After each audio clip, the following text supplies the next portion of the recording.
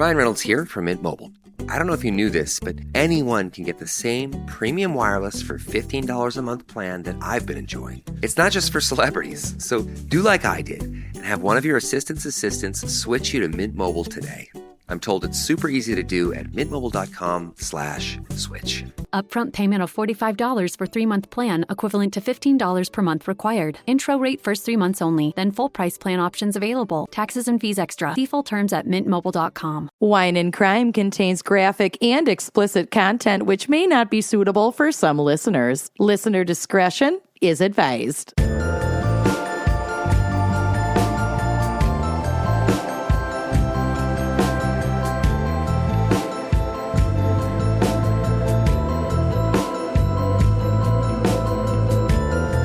You are listening to Wine and Crime, the podcast where two friends chug wine, chat true crime, and unleash their worst Minnesotan accents. Oh! And just moan Wail! into the microphone. Y'all, I have been so sick for the last 48 hours. I'm finally made a turn today. But I've just been a bedridden Victorian child for the last 2 fucking days. All I've eaten is yogurt. Oh. Yeah. Well, it's been rough. So I could bring myself to bathe, but I could not bring myself to dry my hair, put on a bra, or any makeup. Oh, God, no. But I'm here, bitch. That's way too much. I'm so glad Me you, too. Amanda, are here. Oh, as yeah, well as I'm me, Amanda. Lucy. Nice to meet you. It's good The to finally pleasure is meet. all mine. The pleasure. I'm glad that you are feeling better today, Amanda, specifically because you are going to get a chance to fucking rage. I'm going to try to keep myself contained. Why? I don't want to throw up. I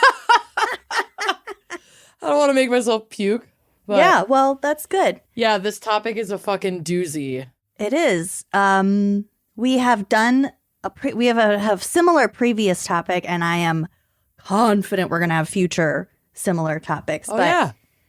Today we have a very special fan pick from Ashley and Shelley, sweet girls. Mm-hmm. Ashley and Shelley. It's spelled Shelley, but I'm sure it's Shelley. We'll see.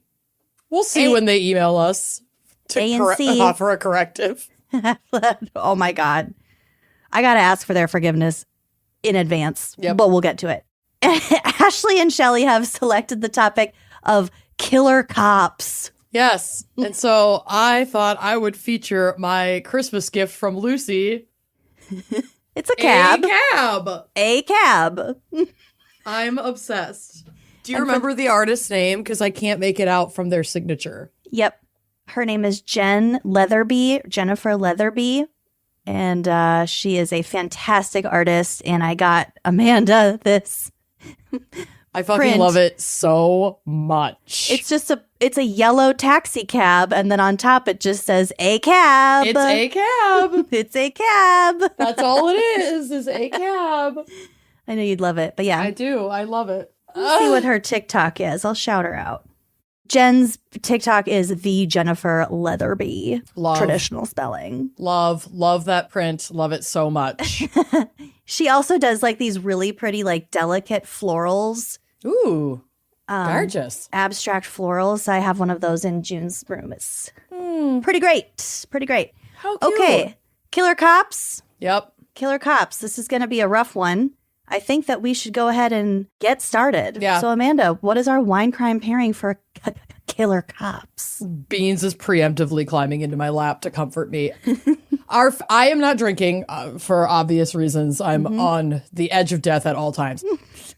But our fan picker wanted to shout out South Africa's Orange River Cellars and specifically their Hedgehog Sauv Blanc. Oh. I don't know if, I tried to find where you could get this wine. I don't know if they sell it in the States. So, I'm not sure where our fan pickers are from or if they have simply been to this winery before and really loved it. I'm not sure of the context, but it does. I've got it for us. Oh, okay, great. Ashley says, my best friend Shelley picked a wine pairing as well. Okay, so the case that they wanted me to cover is the case of a gal named Samantha. Mm-hmm. And they were friends with her personally. So, oh, wow. Ashley says Sam loved hedgehogs. She had a couple as pets over the years. The wine is expensive, and so is the shipping. So we'd be okay if you guys just mentioning it as a pairing. She wasn't much of a wine drinker anyway. It's a tribute wine to their friend. Yes, it's a tribute. And the case that I'm going to cover is very close to the hearts of our fan pickers. Mm-hmm. So I really hope I don't fuck it up. I mean, we try to treat every case with care, and your best is all you can do. Sometimes there's a notably less of a distance between a case that your fan picker chooses because it's close to them. Sometimes I think that's good for people like us who work in the true crime space to like really be humbled and reminded of the people, the human beings that are at the center of a lot of the heinous shit that we talk about. So, it's not always mentally easy to do that, but it is important. It is important. And most important things are not mentally easy to do. No. But that makes this even more special. So, yeah, you can order it through orangeriverwines.com. Specifically, the Hedgehog Sauv Blanc, it is a cracker, which I fucking love. I love a twist off, especially for a white wine. It just makes it so much easier to bring to the lake. Mm-hmm. This is an easy drinking Sauvignon Blanc with a light yellow and green color and notes of guava, gooseberry, and passion fruit. Guava. Baby. This wine is well balanced with a hint of tropical fruit and a mineral finish, which I love. Ooh. It is 100% Sauv Blanc. It is from the Northern Cape region of South Africa. I looked on the map. It's not where we've been, like the Stellenbosch area, but it's not that far. That's like a vast viticultural region across the northern part of South Africa. Really beautiful, incredible climate for wine production. Like South African wines are stunning. I mean, they get the ocean, they get the like special rock, they get the good moderate temperate climate so that they have a nice long growing season. It doesn't get too cold. It's a really unique area. Yeah, it's freaking beautiful. It's beautiful, and it's not like any other, like topography wise. It's not like any other place I've ever been. Yeah. They recommend drinking this easy drinking wine on a hot summer's day, and it complements spicy or light pasta and fish dishes. Get out of here. I love both of those things. She is 11.7% ABV. So for a white, that's actually like pretty decent. Like a pretty decent ABV, but it's not going to kill you. Could still drink it during the day. Yeah. She's a cracker, medium bodied, finishes really nice and dry, and you can age it up to 2 years. So if you want to get a nice treat and honor this lovely young woman, then check out orangeriverwines.com and look at the Hedgehog Sauvignon Blanc. And the label is so cute. It's got a cute little hedgehog on it. Of course it is. Obsessed. So I'll be enjoying my sparkling water. I'm not even puffing the herb today. Oh, you are sick. I know. I've got us covered. Don't worry. God Mama's bless. got your back. So should we take a quick break to hear a word from our sponsors and then dive into this really rough topic? Yeah. Okay, let's do it. We just got off a really fun call planning some of our travel for next year, and we have some really fun travel coming up in just the next few months.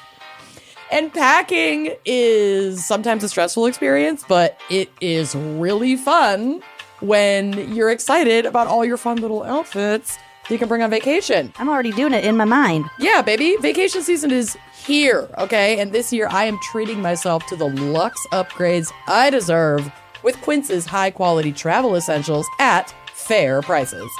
Very fair. So they've got stuff like lightweight European linen styles from $30. Washable silk tops. I'm a clumsy woman. Oh, yeah. You're a mom. I need washable. And also comfy lounge sets with premium luggage options and stylish tote bags to carry it all. I also have one of Quince's Italian leather laptop backpacks. It's so dang cute. So cute. And the best part is all Quince items are priced 50 to 80% less than similar brands. I am consistently shocked by how fair their prices are. Truly. By partnering directly with top factories, Quince cuts out the cost of the middleman and passes the savings onto us. Thank you, Quince. And Quince only works with factories that use safe, ethical, and responsible manufacturing practices and premium fabrics and finishes, which we love. I think in a few weeks, Amanda, you and I are going to Lake Pepin, Wisconsin, for just a little getaway with our friends. It's so low stakes, and for some reason, I'm so excited to wear, like, the cutest outfits. Yeah, I am ready to dust off my little romper, my Quince romper. Oh my God, I can't wait. Me too. So for your next trip, treat yourself to the luxe upgrades you deserve from Quince. Go to quince.com/wine for 365-day returns, plus free shipping on your order. That's QUINCE.com/wine to get free shipping and 365-day returns. Quince.com/wine. I don't have time during the day to like cook a full meal. So I eat a lot of sandwiches, which translates into a lot of bread. And sometimes eating a whole sandwich worth of bread just leaves me feeling kind of bloated, bloated, not great. So when we heard about Hero Bread and got some samples from Hero Bread, I was astonished by how delicious it is. Me too. I'm going to be fully honest. I wasn't sure what the whole Hero Bread thing was about. And then I tried it without even like knowing that it was like low net carb. And I didn't even notice until after when I was reading the label. I know. I was eating I got the little Hawaiian slider buns. Oh, those are so good. I went through those so fast. Listen, I ate a lot of them in a very short amount of time. But it helps you. The Hero Bread helps you with your gut health goals. And while you can still indulge in the soft, fluffy experience that you love guilt-free. I ate probably 4 of those rolls, and then I was like, what is this? I looked at the package, and I'm like, oh, good, it's healthy. Every time I walked through my kitchen, I just grabbed one and smeared some butter on it, and like that was my snack for like a week. Yep. Yeah. Their baked goods are delicious and flavorful, but also have ultra-low net carbs, 0 grams of sugar, and are high in fiber, so you can feel good about the bread that you're eating. I love bagels, but like being a type 1 diabetic does not mean bagels love me back. And this has been my solution to my yearning for bagels, because I can seriously eat a delicious bagel with cream cheese and not have it completely derail my blood sugar for the rest of the day. It's like actually a miracle. I'm obsessed. I'm so excited about the Hero Classic Plain Bagel. This has 4 grams of net carbs, 0 grams of sugar, and 19 grams of protein. So I've been making it a habit to eat one of those with like some chunky peanut butter on it, toasted. Oh, yum. And I'm feeling good. I'm feeling full. I have energy. And like, again, it's not messing with my blood sugar numbers, which is just a miracle. I'm here for the cheddar biscuits. Oh, those are so good. And like I said earlier, you would not know that it's low net carb bread from the texture. You get this soft, fluffy experience that you know and love with your next savory breakfast sandwich, a late night grilled cheese. I made grilled cheeses a little bit ago with some bacon on them with this bread. It fries so well in the butter, and the bread was like nice and crispy. Oh, it's perfect. I would argue that you're not only are you not compromising with the texture and flavor, but it's a step up. Oh, it from, absolutely like, my is. normal bread choices. Yeah, I made like taquitos. I did like taco meat and salsa, and I like rolled them up in their tortillas, and then I put some cheese on them and finished them in the oven, and they were like fluffy like a flout. Oh, they were so good. I can't even believe it. So yeah, no compromises, just flavor, ultra low net carbs, 0 grams of sugar, high in fiber, and all your favorite recipes are really covered. They've got sliced bread loaves, they've got tortillas, they got bagels, they have those Hawaiian rolls, and you could do a monthly small batch of indulgent favorites like the popular 2-gram net carb Hero croissant. And they also put out new surprises coming each month this year. So like, sign up. Don't miss out on this. You want to see what's coming next from Hero Bread. Hero Bread is offering 10% off your order. Go to hero.co and use code GALS at checkout. That's GALS at hero.co. Missing out on a show that everyone is talking about is not an option for me. You know I have terminal FOMO, okay? So as a result, I am often signing up for a streaming service or another service to get that, 10-day free trial. And then my ADHD kicks in, and months later, I realize I have still been paying for that service long after I binged that show, okay? So if you're like me, you need to get Rocket Money because this was a game changer. They will find your unwanted subscriptions and even help you cancel them so you never have to worry about them slipping through the cracks.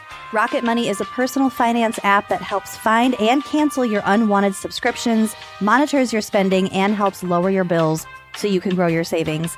I log into Rocket Money probably once a month just to kind of give myself an overview. And let me tell you, I feel so fiscally responsible. Truly.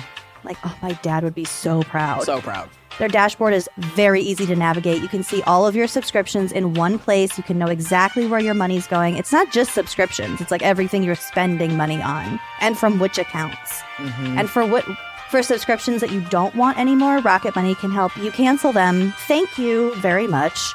It can help you create a personalized budget with custom categories to help you keep your spending on track. You can see your monthly spending trends in each category to know exactly where your money's going. Oops, too much DoorDash this month. Yup. I say to myself every month. You also get alerts if bills increase in price, if there's unusual spending activity, or if you're close to going over your budget. Rocket Money's like, hey, pal. Hey, let's dial it back.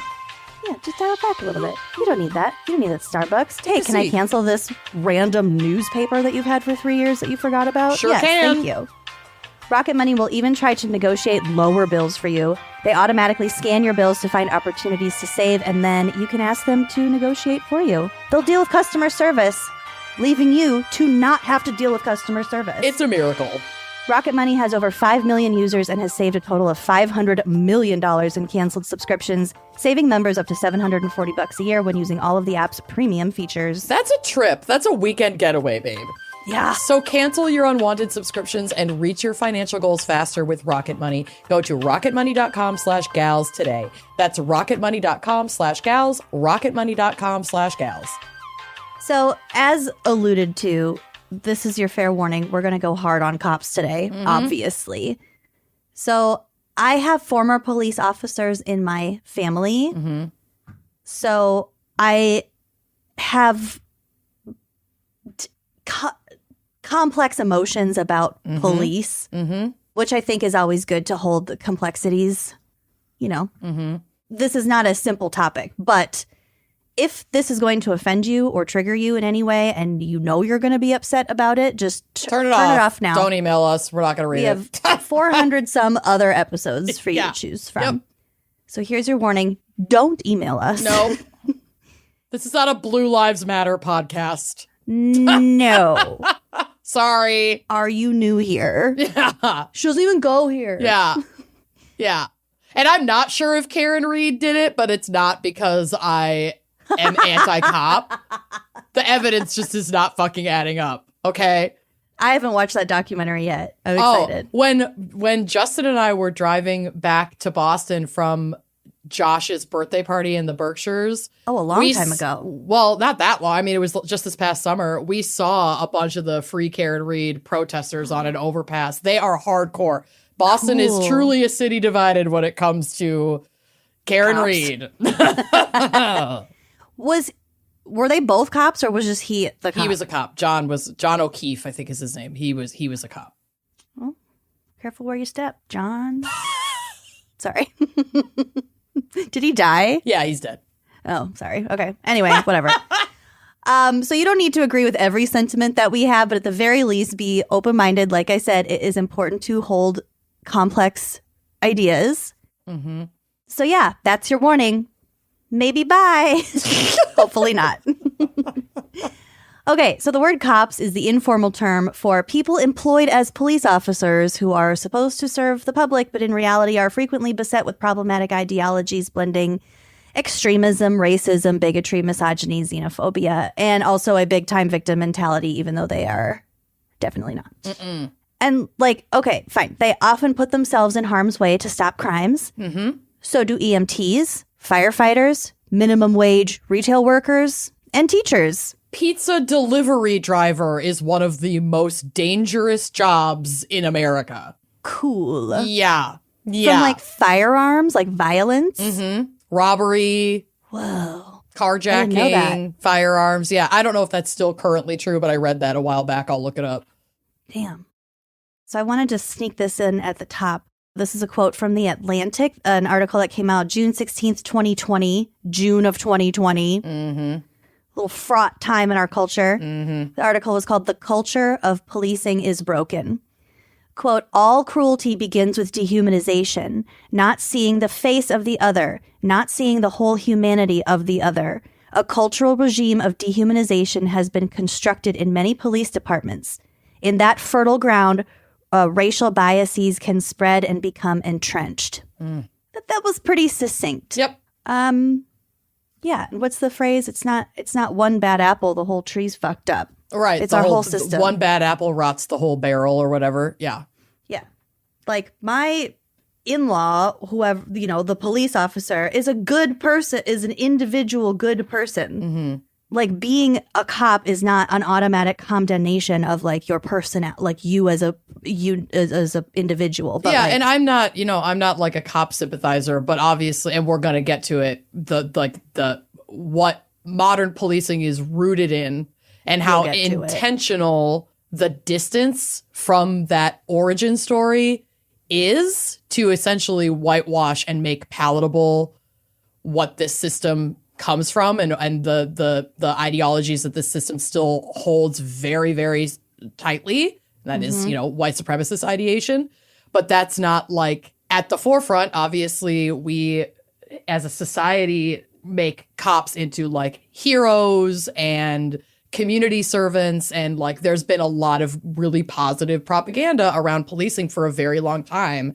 And obviously that's like starting to fray like so many other propagandized things that we've grown accustomed to. But yeah, I mean, all cops are bastards doesn't necessarily mean that the person who's a cop is like inherently a bad person, but that they have chosen. Now there's enough information out there to know that this is not a system that is good to be part of. And so continuing to make that choice has to make you question their value system and like where they stand. That's how I feel about it. I think that's a very reasonable stance on that. So as you mentioned, I do have a brief history of police forces in the United States. Before actual policing, there was the Frank Pledge, not Franken Pledge, although that would have been cooler. The Franken Pledge. From a bridge. This was a system in medieval England under which all but the richest people were bound together by mutual responsibility to keep the peace. So they kind of like separated themselves into groups of roughly 100. These were like working class and poor people doing community policing. It was everyone who wasn't like nobility. Uber rich. Yeah, okay. So this was basically only enforced for the poor people, which already leads one to believe that policing is about power and not justice. So if one person within the 100 committed a crime, all of them would be punished if they didn't rat on each other. Oh, shit. So you can't really fuck up or else you're pretty much guaranteed to be... Your neighbors are going to be turned in because they don't want to get fucked over. No, and there's 100 of them. That's like the perfect amount to be sufficiently punished en masse and also like... Someone's going to squeal. Yeah. Yeah, exactly. So there are two prevailing thoughts about how policing in America came to be, and they are both true and valid. But the first one's just a bit more fun than the second one, so I'm going to start with that. Okay. Many people in general think that policing in the U.S. was inherited from the British common law system, which was already super old by the time the U.S. came into being. So we're going back to 1285. Woo! Oh boy. The Statute of Winchester stated that anyone, whether they were a constable or a regular old Joe, anyone who witnessed a crime shall make hue and cry, and that the hue and cry must be kept up against the fleeing criminal from town to town and from county to county until the felon is apprehended and delivered to the sheriff. We should change the if see something, say something to hue and cry. To hue and cry. I know. I'd be more likely to hue and cry. See something, hue and cry something. Yeah. Hue and cry from town to town, county to county.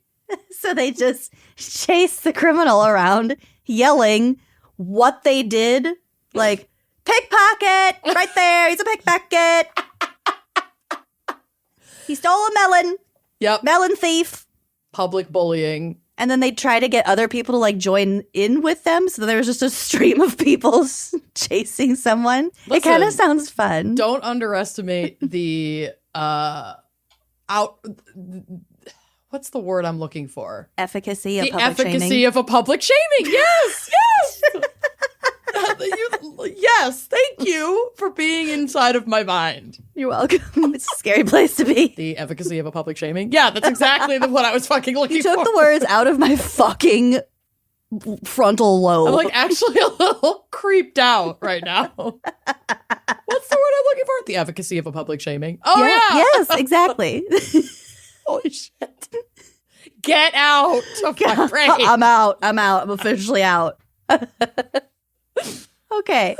So Boston was the first city of the 13 colonies to establish a group of volunteer night watchers. Yeah. Policing in Boston runs deep. Yeah. Those fuckers love their cops. Yeah. Or half of them don't and Right. love Karen Reed. Yeah. Yeah.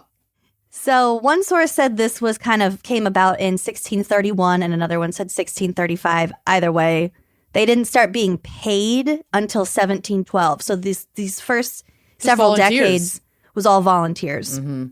The first constable on record was named Joshua Pratt, and he oversaw a group of 6 night watchers. I couldn't find a lot about him, like in terms of like a Wikipedia article. Mm-hmm. But when I Googled his name, I found a genealogy report on him. Oh, God. So, of course, I had to look at it. He emigrated to New England during the Puritan Great Migration in 1623 when he was just 18 years old. Mm. He married a woman named Bathsheba Fay. Oh. Bathsheba Fay. Damien Faye's sister, Bathsheba Faye. Yeah, they had 5 kids. Oh, my God. I just like. I like her name. Bathsheba. It I has think like that's kind how of you a say it. satanic ring to it. Totally. Mm-hmm. Bathsheba. Which is fitting as a cop's wife.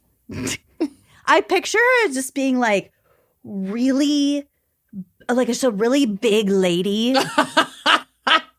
But like Like an Elizabeth Bathory type. yeah, I guess. Yeah. That's She doesn't need to like bathe in virgin's blood, but like, I don't know. I just pictured her as like kind of like the old woman in the shoe, but just like a great big fat lady with all these kids and just kind of like didn't take any shit. God bless her. But Sheba Faye, if that wasn't at all your personality, I'm so sorry. Don't I think haunt me. she will forgive you since she's been dead Don't for email hundreds of me. years. Don't email me, Bathsheba Faye. Okay, again, my old-timey sources are all over the place. In either 1658 or 1647 What in New difference York, does it make? it doesn't fucking matter. Around then, somewhere in this 11-year Year span, factual gap, in New York, there was a rattle watch in the Dutch colony of New Amsterdam, which is now New York City. Mm-hmm. So it wasn't New York then. Fires were super common back then because you needed an open flame for basically anything. Yeah. So if they would just patrol their neighborhoods. If they saw a fire, they'd bang on the door to alert the homeowner. Yeah. Early And they fire, also fire people. Yeah, and they also had these rattles, and I have a picture on the drive of one of the rattles if you want to see it. Ew. But they would just alert like everyone around, and then they would run to the church for which they had a key and ring the church bells. Oh, wow. So the whole town knew and could help put the fire out. Yeah. Okay. So yeah, it's like I was picturing like a baby rattle. It's not like that. It's like a spinning noisemaker. It spins and like clicks. Yep. There's something on the inside that clicks, and it's just loud and annoying. It's kind of a gnarly looking piece of equipment. I feel like you could get your fingers pinched in there. Yeah. So a rattle watch, like I said, was a group of people that would patrol the city. They also discouraged crime, in addition to letting people know that their shit was burning down. Well, yeah, you'd hear the sound and then it's like, oh shit, the night watch is out here. I better fuck off. Mm-hmm. I better not be sneaking around. Or I'm going to get hued and cried. Exactly. They're going to hew me. They're going to hew me. They worked from 10 p.m. till 4 a.m. Also, so in addition to their patrolling, they also screamed out the hour on the hour All night? and the weather. Fuck off. So they'd be like, 2:00, raining. Helpful. Cool. Thanks for waking me up to let me know that. Yeah, what the fuck? I don't know. So that must have been great. They also carried green lanterns with them. I think just the glass was green. Obviously, it wasn't the flame. I don't know why I felt like I had to explain that. They were all wizards. They hung them on the front door of their watch house to let people know that they were on the job. They were on duty. And today, many police departments still have a green light on the front door to communicate the department's vigilance. Okay. This was the first municipality-funded police force because before then, they were paid by private citizens. Okay. So the rich people could be like, hey, make sure you hang out around my house. Yeah. Which is obviously not equitable. Nope. They also had qualified immunity. Oh, you don't say. And I'm just going to say right now, I started going down the qualified immunity It could have its rabbit own hole. I think it podcast. needs to be its own episode, if not more, because qualified immunity needs to be fucking eradicated. I think it's important to learn about how it came about, why it still exists. There's plenty of history behind it. Obviously, this dates back to the 1600s. I think we need to come back to it because there was no fucking way I could fit anything meaningful about qualified immunity in my notes today. No. Well, this will not be the last episode where we talk about cops. Good. Promise you that. Perfect. Here's a fun fact. In 1699, a 70-year-old woman was appointed to the watch, and she reportedly fucking crushed it. I bet. The town gossip? Are you kidding me? Bitch knows everything. However, there is plenty to point to that would say that modern policing came from the slave patrols of the southern colonies. The earliest such patrol is noted in 1700 in the Carolinas. These men were charged with establishing a system of terror. When I say they were charged for it, meaning they were tasked with it. Yeah, it was their job. With establishing a system of terror and to squash slave uprisings with the capacity to pursue, apprehend, and return slaves, quote-unquote slaves, to their quote-unquote owners. This is so fucking gross. This is the actual North Carolina slave patrol oath. Oh, dear. I feel so gross for just saying it. I, patroller's name, do swear that I will, as searcher for guns, swords, and other weapons among the slaves in my district, faithfully and as privately as I can, discharge the trust reposed in me as the law directs to the best of my power, so help me God. So these patrols existed all the way to 1865, which was the end of the Civil War, and also the passage of the 13th Amendment, which, as we know, outlawed slavery. Yeah. And that's, to put it in perspective, that's barely 70 years before my grandma was born. So this is not very ancient recent history. Yeah. You can reach out and grab it. However, during Reconstruction, so post-war antebellum South, which was hobbled by racist whites, apathy from the northern states, and political compromise. Sound familiar? Yep. These patrols just morphed into private militia-style forces that were empowered to control and deny equal rights to freed Black Americans. So it was less formal, but they were very much still there. Yeah. And I think because it was less formal, it was could be more violent. Oh, of course. They were not beholden to any federal or state sanctioned checks and balances. Exactly. Yeah. They could just do whatever the fuck they wanted.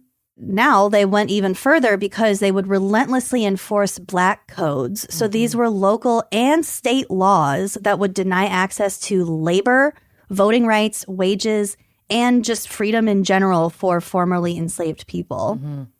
And this did not change when in 1868, the 14th Amendment was ratified. This is the one that granted citizenship and equal rights and protections to all people born in the United States.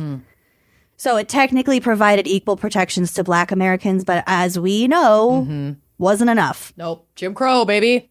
Jim Crow laws were established, and the oppressors relied heavily on police to violently and brutally enforce these laws all the way until the Civil Rights Movement in the 1960s, when the Civil Rights Act was signed in 1964 and the Voting Rights Act in 1965. So clearly the methodology of modern policing was definitely formed through racial oppression and violence to create a culture of fear for even law-abiding citizens. And while we still have lots and lots of issues relating to Black and other Americans of color when it comes to policing, we have made some progress. Some progress. But yeah, that's kind of the argument around if you're like a Reformation person or an abolition person. I am definitely an abolition person because I just feel like the whole system needs to be completely eradicated and rebuilt. And, you know, we've had these long histories of quote unquote reforms that are really not. They're not solving the root They're problem. not solving the root problem, and they're not like authentic in any way. It's just like throwing more money at the police force and saying it's for, you know, training and DEI and shit like that. And it's like, okay, but then why do the stats still support that these ideations are so deeply ingrained in our justice system? And, you know, it's not just cops. It's like, it's the courts, it's child protective services. It's like everything that stems from the system of justice has a lot of fucking issues with white supremacy and racism. So having said that, in your mind, what does abolition look like to you? Like concrete steps. When you say like burn the whole thing down, what does that mean? That's the crux of the issue is like, it's a huge thing to bite off. It's like, how do you eat an elephant one bite at a time? I think that resource allocation needs to change. Like, I think defunding is a step toward abolition in moving money away from policing, while obviously we need some sort of smaller force that can help with like violent crime. That's not the majority of what modern day policing is handling. I think that they actually handle more, like way beyond their capacity and their skill set. It doesn't take a whole lot in the United States to become a police officer. And so we're putting a lot of unqualified people on the street to handle things like domestic violence issues, mental health issues, addiction issues, like all of these things that I think houselessness issues. Correct. It's just a crime to not have a place to stay. So it's like asking that question, it's like pulling a thread on a giant tapestry. We'd have to look at like, what is crime? What, like, we would have to reframe entirely as a society what we look at as criminal behavior. I don't see being unhoused, being an addict, being a victim of abuse, being mentally unwell. None of those things are crimes in my opinion, but they are criminalized in basically every state in America. And so our solution is to pick them up and put them in jail, when I think that money should be allocated toward services and outreach to actually help. And like when we provide people with their basic needs like housing, food, and healthcare, crime rates drop significantly because most crime comes out of like acts of desperation and survival. And so we wouldn't need a massive police force to handle all of these social issues. We could have a modern day police force that is really only for highly violent, highly dangerous. You know, it's like the fire department handles fires and some first responder, like healthcare emergencies. The EMTs, first responder, healthcare emergencies, things like that. It's like, that's how I want to reform and like completely dissolve and then rebuild the policing, essentially. But obviously that's like a big thing to bite off, because a lot of ideation would have to change around what crime even is and what the causes of crime as we see it in America even are to even go there. So it's frustrating because like there are a lot of studies around this process, and there are certainly organizations that devote themselves to that work that can talk about it way more clearly and succinctly with actual steps than I can. But it's such a polarizing issue because we have a huge divide in what we even deem as crime. And so that would have to fundamentally change or be rewritten for us to make those big steps. And I think that policing in the U.S. is so intrinsically tied to our military, which is so robustly, disgustingly funded that like it would be, it is like a string on a fucking tapestry. It is. They're everything. And then you get to the justice system and you get to corrections and prisons and things like that. It's like, Yeah, I mean, most prisons are privatized. It's slave labor. They were putting, incarcerated individuals on the front lines for the recent California wildfires and paying them like $2 a day. I think it was $7 a day or $17. I also read recently, and I don't have any sources for this, but like it's either 2% or 5% of all like dispatches of fire trucks and firefighters are for fires. Like it's usually they come like as a supplement to an ambulance. I mean, that's another thing that I would love to see is that we could have separate dispatch for certain incidents. Like I had to call 911. This was years ago. I haven't called the cops in a long time, but because there was a man who was not responsive, who was in my yard, and he was is black. And Bill and I tried to wake him up. He wasn't responding. It was getting cold. It wasn't like winter, but it was cold enough that I didn't know if he would make it through the night staying there. And so when he didn't respond to us, I was like, I feel like we need to get an ambulance here to make sure that he's okay. And I called 911 because that's the only way you can get an ambulance dispatch. And I specifically asked for an ambulance and no police, and they still sent a cop. But we just stayed there until the ambulance had they got him awake. They made sure he was okay. They sent him on his way, and we didn't leave until he was safely on his way and the cops were gone. But even just something like that. I mean, I know that we have some emergency mental health dispatch services that will have a social worker come for a mental health emergency response. But, that's a huge thing. You see so many cases of specifically Black and brown people who are in mental health crisis, some of whom themselves call for help. Wasn't there a woman last year who was having an episode? She called for help. She was in her home and she had a pot of boiling water for mac and cheese. Yeah, she got shot in the face. And they killed her in her home. It's this is not the comprehensive community care that humanity fucking deserves. Agreed. So yeah, I mean, I think a step in the right direction would be defunding and parceling off emergency response services to properly trained, properly educated individuals who can handle the nuanced situations of society and not just throw a cop at fucking everything, every call that comes in. It makes no sense. And not privately funded. No. Yeah. I think that would be another tricky part is everything is trying to be made privatized. And it's that's not the way. That's not the right way. Because greed always wins. Yes. Okay, so let's talk about some stats, which, by the way, are frequently self-reported from the cops themselves. So let's just assume that all of these numbers are much higher. Currently, there are 1.28 million sworn law officers in the United States, and that's compared to our current population of 340 million. Lots of cops. So there are definitely a lot more of not cops. Yeah. About 0.1% of those are federal officers. There are just under 18,000 police agencies in the United States. And in 2010, the FBI estimated that all of those law enforcement agencies made about 13.1 million arrests. Of that total, 74% of the arrestees were male, 69.4% were white people, and 28% were Black. But if you're looking statistically at how many Black Americans make up the population, it's still wildly disproportionate. And especially people who are pro-cop love to look at those stats and be like, well, more white people are arrested, blah, blah, blah. It's yeah, that's not the same thing as breaking down the statistics and seeing, you have to actually analyze the data and not just take it at face value.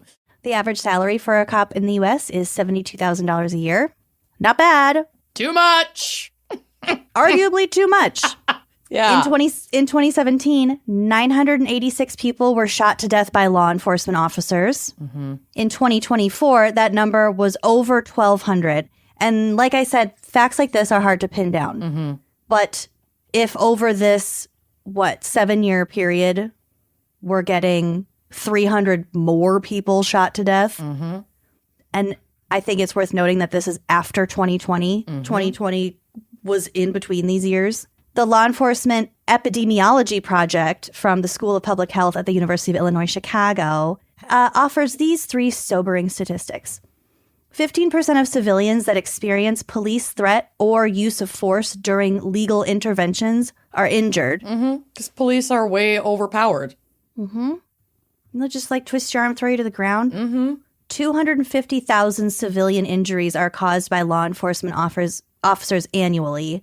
And about 75,000 of those victims require hospital treatment. It's not just a bruise. No, and it's also not just shootings. Like, we had an overhaul of police car chases in Minnesota, and I thought they were supposed to have essentially been outlawed. Like, you cannot engage in dangerous pursuit, but then obviously that's like such a vague thing when you're leaving it up to the cop that's like running on pure adrenaline and assholery to decide if it is a dangerous enough situation to constitute pursuit. But like people die in car crashes over police pursuit for shit like a traffic stop. Do you remember, this was a long time ago, like I think we were in high school. There was a cop who was driving someone else to a Twins game downtown. Oh, I don't know if I know this. And was flying down 394. I think it was 394. And they hit something and they both died. And like, I think other people died or at least got hurt. And they were just trying to get to a Twins game. It wasn't even like a Twins game. Oh, fuck off. I just remember that. Yeah. I don't have any, whatever. We'll look into it. Don't email me. Okay. More than 600 individuals are killed by police each year on average, while Black people make up a whopping 6.1% of the total U.S. population, like we were just discussing. Almost 25% of all people killed by police are Black. So proportionately, we're not quite there. You're definitely killing some people because they're Black. Yep. And in case the human toll doesn't really strike a chord with you, an article from 2018 by the University of New Hampshire Law Review says that American police officers shoot about 10,000 dogs every year. Yeah. They're just out here killing dogs. Jesus. Killing whoever. They're trigger happy. I'm so sorry, but I had to talk about Sheriff Joe Arpaio. You know, America's toughest sheriff. You had to. I had to, because when I thought about bad cops, I was like, this fucking guy. This fucking guy. Also, was he BPD? BPD? Boston? Or no? No, Arizona. Oh, okay. Maricopa County. Joe, well, he was born in Massachusetts. Well, shit. Was he Boston? No, I don't think so. No, he wouldn't. No. He was born in Massachusetts on June 14th, 1932. He's a Gemini. Also, he consumed plenty of lead, and he's so fucking old at this point. Like, we can already write this man off. Yeah, bye. Gemini, lead, old. Get out. Retire from this earthly plane. Describing my dad. Sorry. Your dad is an old-leaded Gemini, isn't he? Oh my God, he is. Okay, so Joe's mother died giving birth to him. Yikes. She just put herself right out of her misery. He worked at his dad's grocery store. Nepo baby. Holy shit. Sorry, I just hate this man so much. Before enlisting in the Army in 1950. After that, he worked as a cop in Las Vegas for a little bit, then moved up the ranks to special agent at the Federal Bureau of Narcotics, which would later become the DEA. And Joe became the head of the Arizona branch of the DEA. Great. When he left, he joined, this is my favorite part. When he left, he joined his wife's intergalactic travel agency. What? It was called Star World Space Agency. I'm dead serious. Oh my God. Selling tickets for a ride on an actual rocket ship called the Phoenix E was supposed to launch on Columbus's 500th anniversary of his so-called discovery of the so-called New World. Yuck. So, if you don't remember this rocket launch, it's because nobody does, because it didn't happen. Yeah, you don't say. He claimed he sold tickets for it, but like I said, no flight ever happened despite booking tickets for 19 different flights. Oh my God. I bet none of them got their money back. Scammed these poor people out of their free trip to space. Not free, their trip to space. Okay, so obviously that didn't pan out for very long. In 1992, Joe was elected sheriff of Maricopa County, Arizona, and managed to keep being reelected through 2017. Yeah, damn. Term limits. Old. He was a media slut. That's a offensive to sluts, I think. Yeah, it is. Claiming to have, on average, 200 television appearances every month. Ugh. Every month? That's what he says. What a fucking asshole. He's fucking crazy. Yeah. In 2005, he stylized himself as America's toughest sheriff. So here is an incomplete list of some of his bullshit. This guy has been accused of, are you ready? Yes. Abuse of power, misuse of funds, failure to investigate sex crimes, criminal negligence, abuse of suspects in custody, improper clearing of cases, so saying that they're solved when they're not fucking solved, unlawful enforcement of immigration laws, and election law violations. Which is unfortunately a pretty standard list for a lot of law enforcement. Yes, but this guy is fucking nuts. Oh, yeah. So I he have took it beyond. I have our specifics for us. In 1993, he set up a tent city as an extension of the Maricopa County Jail and referred to it as a concentration camp. Great. Cool. So when he was later questioned about that, he claimed it was a joke, but also said, quote, "What difference does it make? I still survived. I still keep getting reelected." Yeah, he's like MAGA through and through. He's totally like, I could shoot someone on Fifth Avenue and they would still elect me. Yep. Huge Trump supporter, too, which is, Of course. if there was any doubt in your mind. Yeah, I'm surprised he wasn't like on stage with fucking Bob Kroll at one of his rallies. He might have been. So he reserved the punishment of living in Tent City to, quote, "those who have been convicted." Yeah. Okay. The city It's like he's saying, well, so many people are sitting in jail who have not been convicted of crimes yet. We only put them in this truly awful area if they have been convicted. Right. Okay, that makes it way better. The city, Lunatic. in 1997, the tent city was condemned by Amnesty International. Yeah. During the summer of 2011, when temperatures in Phoenix were above 118 degrees Fahrenheit, temperatures inside the tents measured at 145 degrees. Oh my God. It's my understanding that they weren't just free to roam around. They had to be in their tents. It was still like a prison cell. Inmates complained of faulty fans and melting shoes. Oh my God. Joe said to complaining inmates, quote, "It's 120 degrees in Iraq and the soldiers are living in tents and they didn't commit any crimes, so shut your mouths." Oh, fuck off. Yeah. In 1995, he brought back chain gangs, Oh, literal good. chain gangs. These included all-female chain gangs and also an all-juvenile volunteer chain gang, which earned 1 credit toward their high school diploma. Oh my God. This is like the most fucked up, depraved shit. Yeah. So you can get high school credit. You can get credit towards your GED. Yeah, if you volunteer, I can't. Yeah. He limited meals to twice per day and fed the inmates Nutraloaf. The fuck? Soylent Green. It's worse than Soylent Green, I think. Oh. It's worse than people. Nutraloaf is also known as meal loaf, prison loaf, disciplinary loaf, food loaf, lockup loaf, confinement loaf, seg loaf, GRU, vomit loaf, the loaf, or special management meal. What? There's a picture of it on the drive if you want to look at the Oh, loaf. no. It's disgusting. Oh, it's my God. It's green. It's like scraps And of yellow. random foods just compressed together with some sort of like binding agent. Yeah, there's like spaghetti, beans. There's like ramen in there. That's disgusting. It looks like vomit. Yeah. Oh, my God. Prisons like it because it has enough nutrients to sustain a person's health, and you don't need utensils to eat it. And it comes in a bag, so it's easily distributed. There have been several lawsuits to ban Nutraloaf from prisons, calling it cruel and unusual punishment. And I'm proud to say that it is banned from prisons in Minnesota. Well, there you go. At Yay.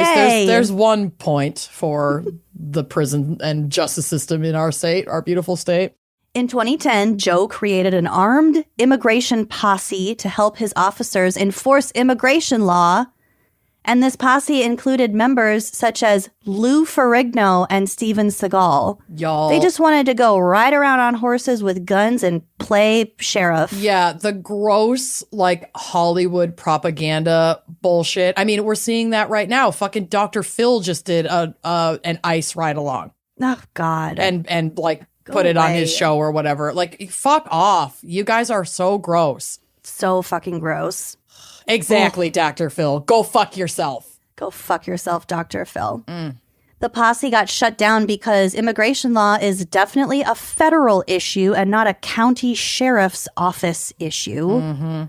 So I think in like 2 different court like reprimands, they were like, either like, you can't do this. You're completely circumventing the Constitution. Yeah. In 2015, their website said they had 3,000 posse bootlickers enrolled, but I think there were only about 950 members, which still like only. Right. That's you a lot of serve people. no legal function. This but is they're all pathetic, so they're inflating their numbers. Yeah. Well, that's pathetic too. But even if there are only 950 members, that's a grossly large amount of people. Yep. Too many fucking people who think they're out here like doing God's work. Yeah, they're protecting their country. Joe would force inmates to wear pink underwear just to emasculate them. He claimed it was so they wouldn't steal the underwear. To wear? They're in prison. He thought people were going to take the underwear out of the prison with them when they left. No, he claimed that it somehow saved the county $70,000 in the first year. No, he's just a fucking racist piece of shit who wanted to torture people. And that's a very sexist, gross thing. You're Sure going to wear is. pink underwear so you feel bad about yourself. It's giving Doge. It's so giving Doge, because I want to know where that $70,000 underwear number came from. Like, fuck you. There's no way. There's no way. You just wait. After this shtick gained some media attention, he started to sell customized pink boxers. Oh my God. That had the Maricopa County Sheriff's logo and also the words "Go Joe." So he sold these as a fundraiser for the Sheriff's Posse Association. A fundraiser. Yeah. Okay. But there is no proof of where these profits actually went. No, they went to his pocket. Of course they fucking did. Yeah. Selling pink underwear, you stupid asshole. This is the Trumpiest shit I have ever heard. Merch? You got your own merch, Joe? He later sold pink handcuffs to promote his new book titled Sheriff Joe, America's Toughest Sheriff. He said, quote, "I can get elected on pink underwear. I've done it 5 times. I'm going to throw up. I hate him. I know. I'm sorry. You're already nauseous. Of course, he's a birther. No surprise there. Oh, yeah. Oh, yeah. In 2004, he required all undocumented prisoners to register for the draft. That's just a special kind of cruel. It's like, and I'm sure he thinks he's super smart. Yeah, he for does. like coming up with that. He claimed, remember we talked about like the illegitimate clearance rates? He claimed that his office cleared 82% of cases. Oh, I bet. But in fact, it was only 15%. 1-5. That's like below the national average. Oh my God, what a fucking dick. I know. Under Joe, the Maricopa County Sheriff's Office may have improperly cleared 75% of cases without any type of investigation. Y'all, okay. Okay. They were just stamping, done, done, done. This, if you can't wrap your head around the racism, the white supremacy, the power grabs, so many things that are wrong with the police force and the justice system.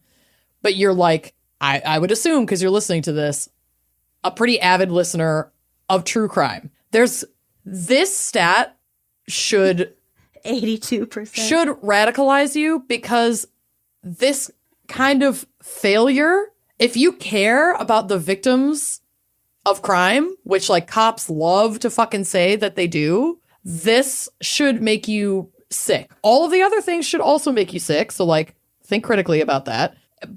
But I'm going to get to something that's going to make you sick. But yeah, if nothing else grabs you, it's like there is no justice when power-hungry fucking losers with a badge just want shit to look good on paper so they can keep getting elected off of pink underwear. So he can keep selling books. So they're faking clearance rates to make their office look good, which also allows them to get more funding from the state. It's about money. It's about control. It's not about justice for any of the people that they have signed up to allegedly serve.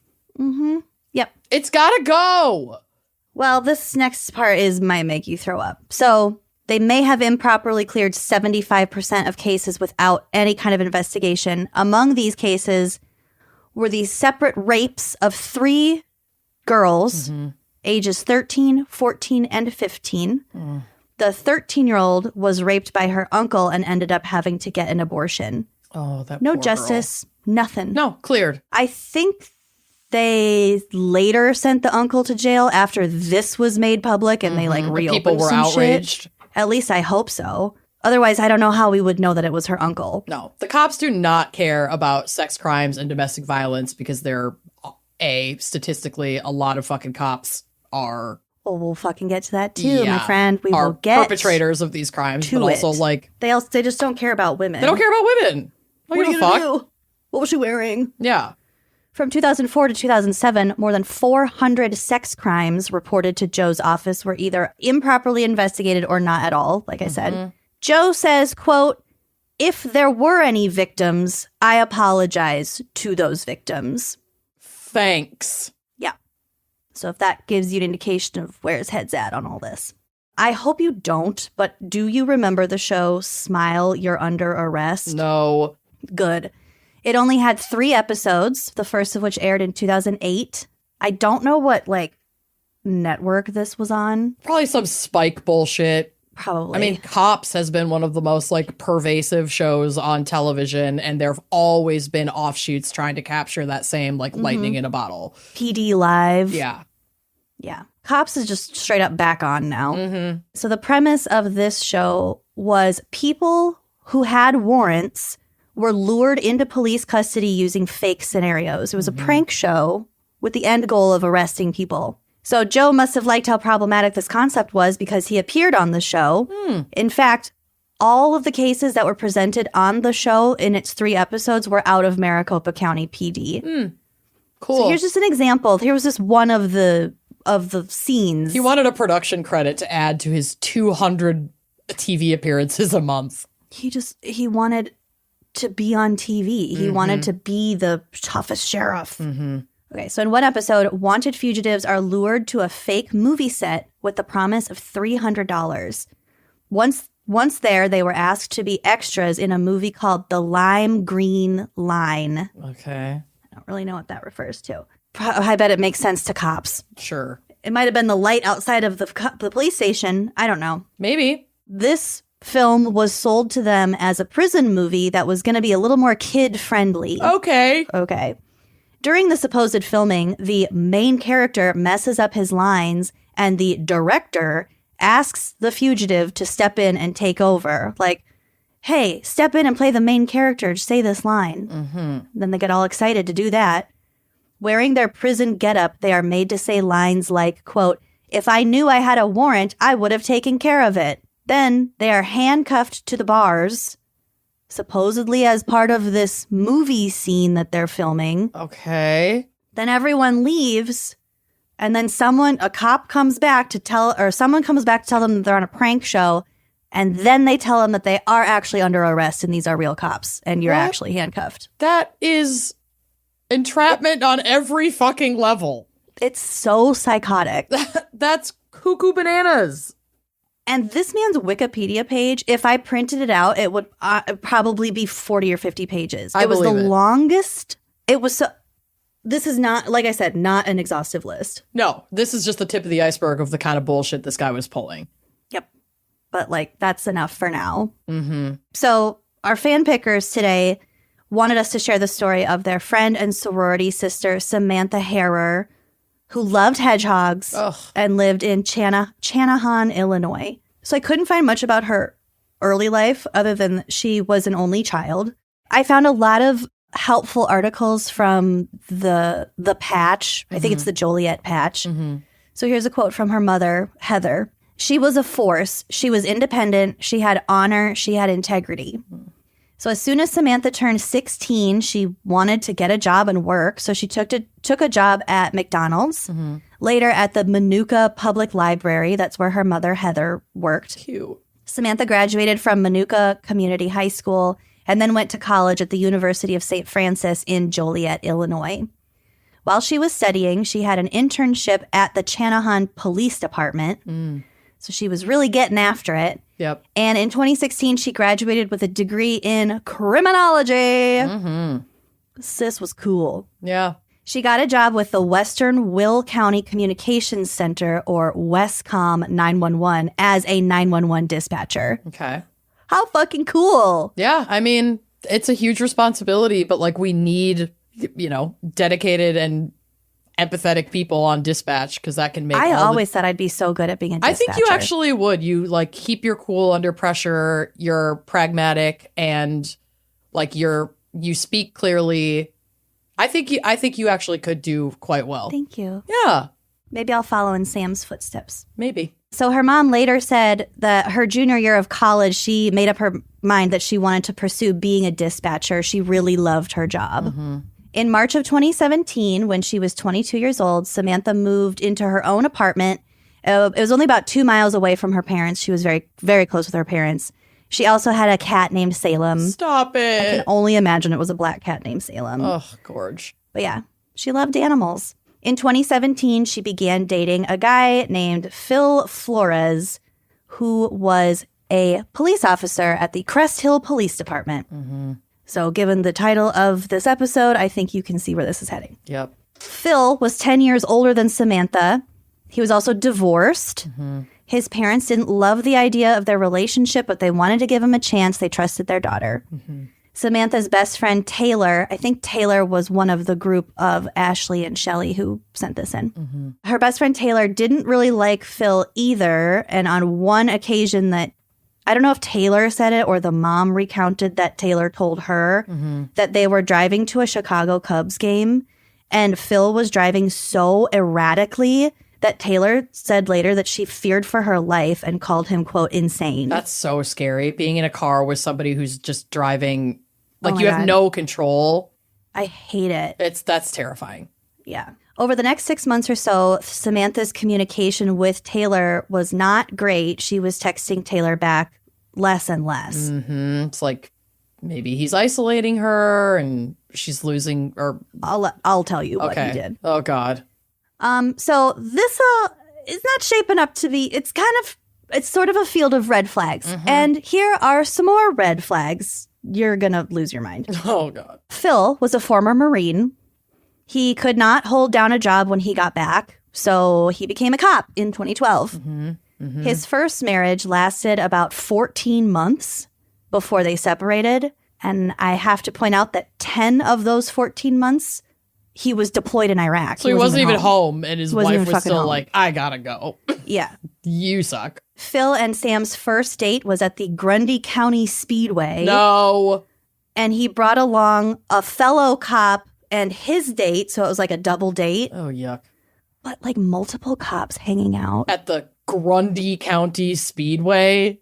And maybe Sam loved the Speedway. I don't know. But I don't like it when cops hang out together when they're off duty. Oh. Like that's, I don't know. I've heard slurs being used Oh, when of there are course. groups of off-duty cops. Of and course. It's just foul. Girl, you gotta watch the Karen Reed documentary on HBO. I'm so excited. This is so topical. I'm going to blame an owl. No matter what happens, I'm going to blame an owl. Let me know after you watch it. Okay. And in March of 2016, Phil was accused of raping a sleeping woman. Oh my God. Her name was Kristen Kurtz. They had known each other since high school, and they had previously lived together as roommates. Oh no. And they were just friends. They said they didn't have any sexual contact during this time, but they had ended their roommate relationship on kind of bad terms. So in 2016, I think February 2016, he ran into her at a bar that is just like a towny bar that he went to frequently called Bobby's Tap. He went over to her and was talking to her to just sort of clear the air and like, Hope you're doing well. Sorry it ended that way. When they finished at the bar, she was going to leave. He offered to follow her home, like in their respective cars. I'm assuming they'd both been drinking, so he was just going to follow her home, make sure she got home okay. Yeah. So she said she went home, went into her house, and like immediately passed out, like in her bed, and awoke sometime later feeling groggy and confused to find Phil on top of her, assaulting her. Oh my God. She told him to get the fuck away, and he said, "Oh, now I have blue balls," before she made him leave her home. So that's the kind of fuck face that we're dealing with here. And there is no evidence to suggest that Sam knew about this assault. When they were dating. Of course, he's not going to tell her that. He's not going to fucking tell her that. And his cop homies are not going to look out for her. We'll get to the cop homies. Yeah, so, now I have blue balls. Fuck you. Yeah. You know that what, was in Phil? her report. I hope you either die or your live balls a explode. miserable life. Yeah, and that your balls hurt forever. Okay, so going back to... sorry, Ray. That's the second time I've punched him today. I'm sorry. He's all right. Back to late 2017. The romance between Sam and Phil had really fizzled out when Sam discovered that Phil had been snooping on all of her devices and fully deleting text messages from her friends. That's why she wasn't getting back to them. She didn't even know they were messaging her. Oh my God. She, I guess, was also had some kind of relationship. The guy said it was just a friendly relationship, but she had a relationship with another police officer. Yeah, she was friends with it. I mean, she worked in dispatch. She probably knew a lot of these people. She was friendly with this other guy. Yeah. So this guy was married. Not that that matters because I don't think they had a romantic relationship, but she had dated other cops previously in the past. And there was some mention of her like a suggestion, and I'm sure it was by his lawyers, but the phrase badge bunny came up. Oh, for God's Like a sakes. woman who only dates cops. Oh, Blech. fuck off. It just seems so misogynist. It is. To me. And Yeah, trying to it's just so paint gross. her as being... A cop hopper. The That's a better problem. word than badge bunny. Cop hopper. Oh, God. It's all gross. It's all gross, but I mean, it rolls off the tongue better. I'm just saying. Okay. So he was, deleting her texts. And he also found some texts or whatever messages with this Guy. other police officer. So he confronted her when he found these texts. He was really fucking pissed, but not pissed enough to actually end their relationship. And another time, I'm positive this happened on several occasions. He would enter her apartment when she wasn't home and just snoop around in her shit. Oh, my God. It's so disgusting and violating. And then once again found messages between her and another man, but they were like sort of broken up. He says, no, they only broke up for like a week, but Well, and also... she's not around to tell us how long they were No, broken and it's up like, for. this is information that's probably coming out in court. The truth usually lies somewhere in the middle. Yeah. And he seems like the kind of person who would fly off the handle even if she's just friends with other dudes. He's already trying to cut her off from her female friends who don't like him. Now it's like you also can't talk to other men, period. Yeah. Okay, so again from the patch, Heather, the mom, testified later, quote, he squatted at her apartment. He worked the 6 to 6 shift. He would stay up all night, bring over his dry cleaning uniform, eat her food, eat in her living room, just basically slob the place up. Yuck. What a loser. So this is kind of why I want to get this right for the memory of Samantha. There were a lot of articles and some of them had conflicting information. I also went on TikTok and watched some YouTube videos. So I'm just kind of trying to piece a lot of stuff together. So like I said, I think they briefly broke up in early December, but got back together like a week later. That's according to Phil. By January of 2018, Phil had invited her to move in with him. No. Her mother said, quote, she was skeptical about living together. She told me he was going to try to purchase a townhome. She didn't want any responsibility for this townhome or for him. Good for her. She just wants to get away. But he is over here saying, oh, we were going to Menards. We were picking out light fixtures. She had gotten a, what's it called? When you like check to see how good your home is. Like an inspection. Oh, yeah. Well, and Maybe maybe she did help with some of that stuff, but that doesn't necessarily mean that she's gonna like move in and be, caring for the home or for him. Right.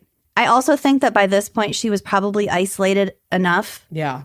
That now we don't really know what was going on. Right. We only have his word, which and whatever isn't little worth bit shit. she was able to tell her mom. Mm-hmm. Ugh, God, okay, so here's another part where the dates are a little bit fuzzy. I think that Heather, Sam's mom, spent the night on Sunday, February 10th at Samantha's apartment because they were very close. They're just hanging out. She left the morning of the 11th, which was a Monday morning. She gave her a hug and she said, quote, "Goodbye, my beauty." Oh, God, my heart. I know. So I think that Samantha was off work the next day, which was a Tuesday, and she had a tattoo appointment that afternoon. She also kept a robust handwritten planner. That a girl. She's my kind of girl. She used it to keep track of her busy schedule. She was looking forward to her tattoo appointment because she was going to get her sleeve finished. Her mother recalled that she was optimistic and that she wasn't aware that Samantha had any plans with Phil for Valentine's Day, but she did say that while she was there on Sunday night, Phil kept calling Sam and trying to get a hold of her, and she was just like, ugh. Yeah, I don't want to deal with this. Yeah. So I will note here that Samantha did legally own a gun. It was a Smith & Wesson, like a handgun, and she also had her concealed carry permit. According to Phil, that night of February 12th, he got off work late at night. See, this is confusing because one report said he got off work late at night, drove past Samantha's house to make sure her car was in the driveway to quote unquote make sure she was okay. Right. But her Which lawyer really was means like, to "Are make you she sure was you home." weren't making sure there was no one else at her apartment?" Oh, that. Okay. So he says he drove past her apartment, went to Billy's Tavern or whatever, Bobby's Tap, the bar, because he's friends with the owner and it's like 3:30 in the morning and he stayed up late chatting with the owner. And like, then he went over to her apartment and like let himself in. Okay. Because they both had the next day off, the 13th. They had it off of work, so that was going to be the only time they could like hang out for Valentine's Day. Okay, so he unannounced shows up at her apartment either late that night or the next morning or maybe the next midday. I don't. So he said, he testified, quote, "I punched in the key code as I knocked." So he had the code. He was going to go in anyway. Made my way to the bedroom where she was asleep and I gave her her Valentines. And her gifts were reportedly 3 different Valentine's Day cards, which is weird, and 2 boxes of candy. Okay. I don't need 3 fucking cards. No. What's that? There's like an amazing meme where somebody responds to a super long text message that's like, "I'm not reading all that, but like, I'm sorry that happened to you or congratulations." Like, yep. That's the vibe. I'm not reading all that, but I'm sorry that happened to you or congratulations. I love that. Okay, so he said that she was sleeping in the nude, and I think when she was found, she also didn't have clothes on, which to me is sort of suspicious too. He said that he woke her up to give her her gifts. She said she was tired, put the gifts on the side table, and then went back to sleep. And he said he noticed that the gun was also sitting on the side table next to her bed. Her gun. Her gun. Okay. On February 13th, 2018, at 8:17 a.m., Phil called 911 claiming that she had locked herself in her bedroom and shot herself in the head. No way. No way. So what I gathered, what he said happened is that they woke up at like 5 or 6 in the morning. They were talking. She had like asked for her phone. He gave her her phone, just like hand it to me from the other side of the table. He didn't like have her phone. You know what I mean? And that she just seemed really pissed off, wouldn't talk to him, wouldn't commit to any plans with him. He said he kept trying to cheer her up, but she just wouldn't cheer up, told him to get the fuck out. He says he just kept trying to calm her down. Finally, she shut herself in her bedroom. He heard a gun go off. He went into the bedroom, saw her laying on the floor, called 911. The dispatcher, who, by the way, all the dispatchers know her. Yup. and they know him. It's not a big town. So when he called, like, I didn't listen to the tapes, but the video that I watched said that the dispatchers were like, oh, fuck, it's Samantha. And they were, like, upset. Of course. Of course they were. So they were saying, like, is she breathing? He said, no, she's dead. And they said, okay, you need to start CPR. And he's like, he would not do any kind of CPR or life-saving measure. He claimed that there was brain matter outside of her head. Like, she was definitely dead. So he wasn't going to perform any kind of CPR. He later also said that he knew she was alive and he didn't want to perform CPR on her because he didn't want her to see him in pain. What? Trying to save her life. What the fuck? Yeah. So obviously very conflicting. That's not the only conflicting shit that came out of his mouth. But it's so weird. That's so gross and creepy. Yeah. I didn't want her to see me in pain. No. I think when the EMTs did get there, she was still alive, but she died before they got to the hospital. Oh, God. It also came out later when they looked at his phone that he had been texting one of his friends at like 4 or 5 o'clock that morning, bitching about Samantha's alleged infidelity. This was hours before she was killed. This is some if I can't have her, nobody can bullshit. She was over it with him. He's getting all riled up. She's over him. Yeah. Yeah. He broke into her house. I don't care that he had the access code or whatever.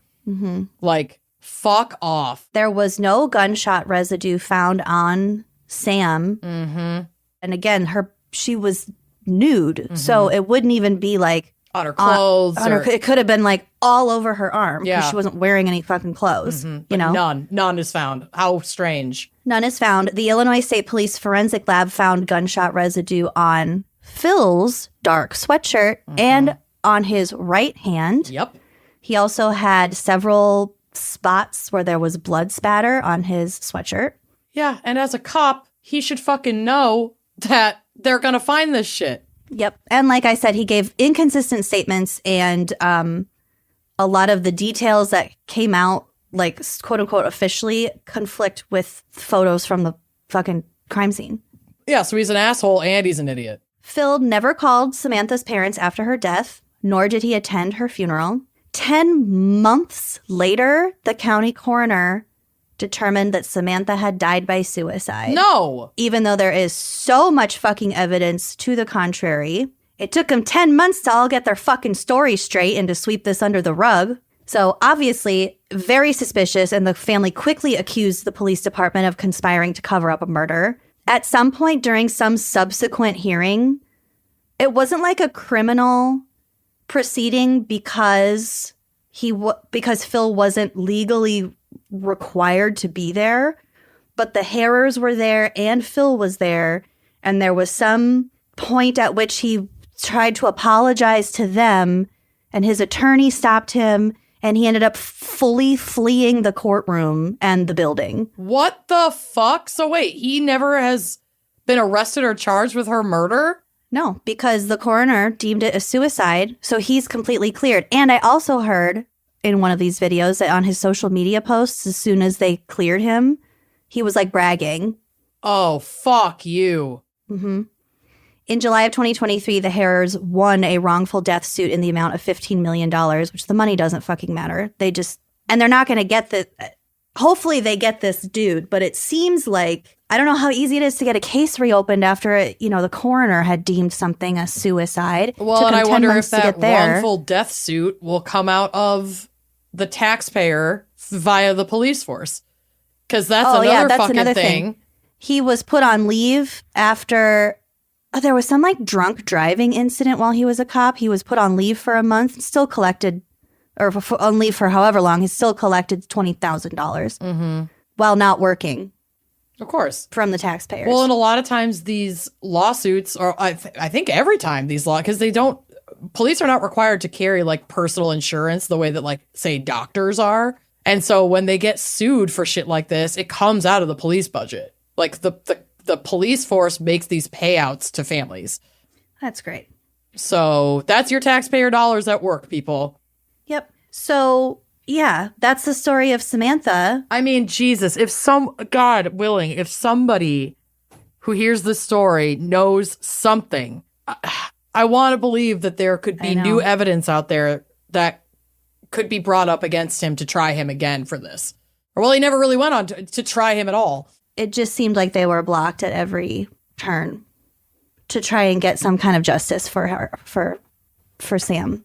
It's so fucking sad. And with like the statistics of, intimate partner violence among police officers, it's like how many? It's like 4 times higher than the average. Yeah. It's like how many military people, anyone who has a job with some sort of hierarchical power and access to firearms and they're way more likely to be. So it's like how many abusers. Girlfriends and wives have died and there has been no justice because their killer is part of a system that protects him. Mm-hmm. It's like, however sloppily. Yeah. That's what I mean. They just kept running into brick walls because of that thin blue line. And, there are definitely instances of corruption among like county coroners' offices because like that information is pivotal in bringing charges, those cause of death. So it's like, that's what I mean. It's like you pull that thread and the whole fucking tapestry starts to fucking fall apart. Mm-hmm.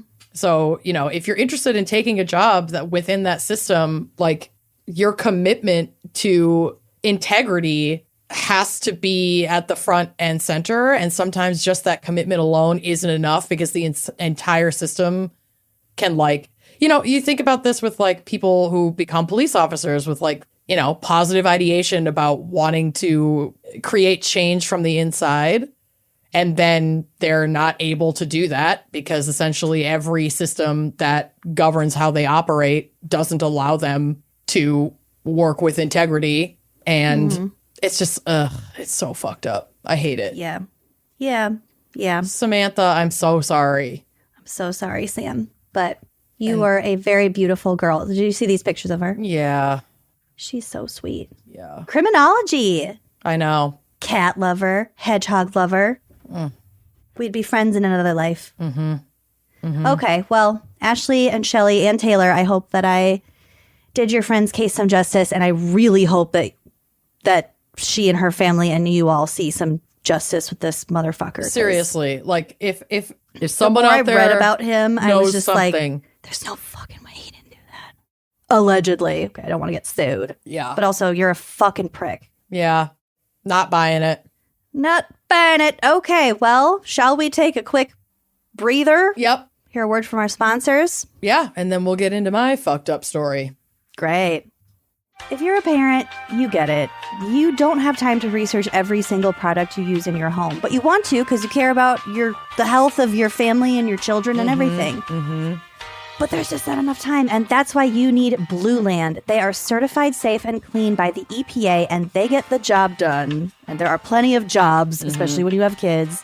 And the best part is you don't have to worry about the impact that these products will have on your family or on you. Seriously, Blue Land is on a mission to eliminate single-use plastic by reinventing cleaning essentials to be better for you and the planet with the same powerful clean you're used to. I am a messy girl. I'm rough on my sinks. I'm rough on my dishes. I'm rough on my toilet. I'm going to be honest. You got blue hair. Of course your sink has my tub. All of the challenges. Above. Yes, there's a lot of crime happening in my house. And we have been a full-blown Blue Land household for years now, and we will literally never go back. These products work so well. And the idea behind their whole product line is so simple. They offer refillable cleaning products with a beautiful, cohesive design that looks great on your counter. I also really appreciate that, like, you can get the spray bottles color-coded. So I have, like, a yellow one for the bathroom. We have a blue one for the kitchen. We have like a pink one for all purpose. Like it's very easy to know what product you're reaching for. They have cleaning sprays. They have hand soap. They have toilet bowl cleaner. This stuff is a miracle. My favorite. The laundry tablets, the dishwasher tablets. I'm obsessed. All Blue Land products are made with clean ingredients that you can feel good about. You just refill your usable bottles with water. You drop in the tablet, like for your hand soap or your spray cleaner, and then you'll wait for them to dissolve, and you've got a whole new bottle of product. You'll never have to grab bulky cleaning supplies on your grocery run, throwing your back out, ruining your day. And not only that, Blue Land products, like I said, super effective, but they're also incredibly affordable. Refill tablets from Blue Land start at just $2.25. Like, what are you doing? You can get even more savings by buying refills in bulk, or you can do what I did and set up a subscription. I just don't even have to think about it. It has cleaning products, laundry tabs, dishwasher tabs. Like, this stuff has not been on our regular grocery list for years because it just shows up on time. Blue Land products are independently tested to perform alongside major brands and are free from dyes, bleach, and harsh chemicals. They also have really nice, gentle scents. Like, your house will smell like a spa. It's so nice. I love the foaming hand soaps. Oh, they have so many different scent options, too, for the hand soaps. It's like the selection is really amazing. So, Blue Land is trusted in over 1 million homes, including ours. What are you waiting for, babe? Blue Land has a special offer for our listeners. Right now, get 15% off your first order by going to blueland.com/gals.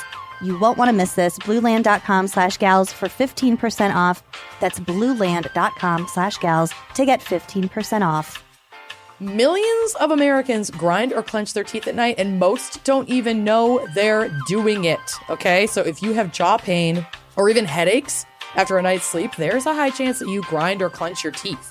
Teeth grinding, also known as bruxism or TMJ, is generally caused by stress, which we all have in abundance, and it can cause serious damage such as eroding away your enamel and broken teeth, like the things nightmares are made of, which leads to expensive dental bills, also a nightmare. Very expensive. And also, I don't want to go to the dentist. I don't want to have a procedure done. Ugh. So teeth the grinding? solution, no, broken teeth, I can't.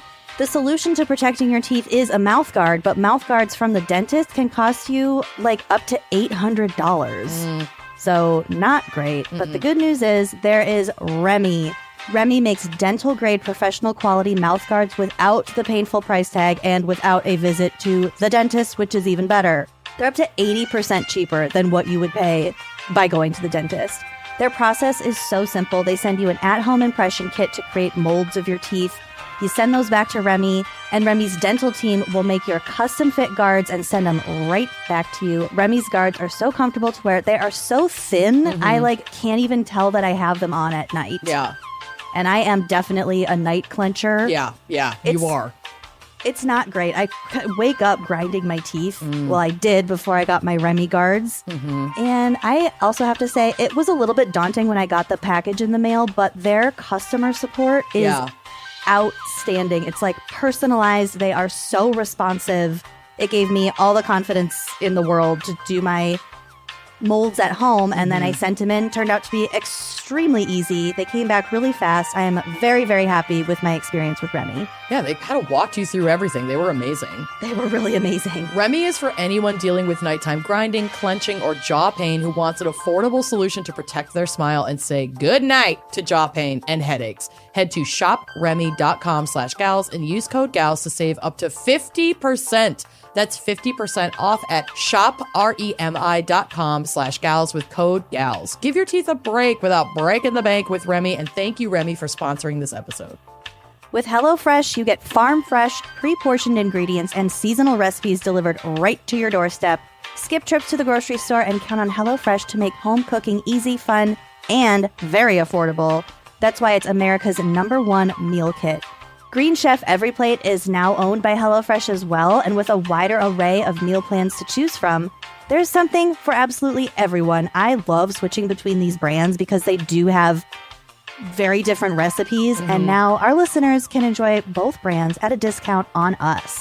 So if you are tired of figuring out what's for dinner night after night, I am not a meal planner, baby, and I'm never going to be one, okay? You got to get, dinner done the easy way, thanks to HelloFresh. What I also love about HelloFresh is, it pushes me to try making things that I don't normally make at home. I'm not a huge meat eater, not because I don't like meat. I mean, I'm ordering a steak at a restaurant, but I'm, intimidated by cooking it myself. But I recently made the butter-basted sirloin steak. Yum! Parsnip wedges on the side, creamed spinach. Girl, it was so good. I make a HelloFresh meal and I'm like, okay, I'm opening a restaurant. I'm a chef. Yep, I have I'm a chef. so much overconfidence because it's like I can follow these easy recipes. I'm like, yeah, I can open a restaurant. Like, what are you going to do? I cooked shrimp successfully for the first time with HelloFresh. You sure did. They also have so many different options. You can do the HelloFresh new ready-made meals that go from your fridge to your fork in just 3 minutes. It's the same high-quality ingredients and restaurant-worthy flavor that you expect from HelloFresh with just none of the work. They also have a lineup of prep and bake meals that come together with minimal mess and only 5 minutes of prep, so your oven does most of the work, not you. They also have 15-minute meals that are done in just 3 simple steps, so you can eat better this year without all the hassle. And like that steak that I made, that was a 30-minute meal. So that's like on the longer end. You're not going to have that issue where it's like by the time you figure out what you want to eat, you're already ravenous. Like it's all there for you and it's so easy to put together. Get up to 10 free meals and a free high-protein item for life at HelloFresh.com/HelloFreshPodcast. 1 item per box with active subscription. Free meals applied as discount on first box. New subscribers only, varies by plan. That's up to 10 free HelloFresh meals. Just go to HelloFresh.com/HelloFreshPodcast.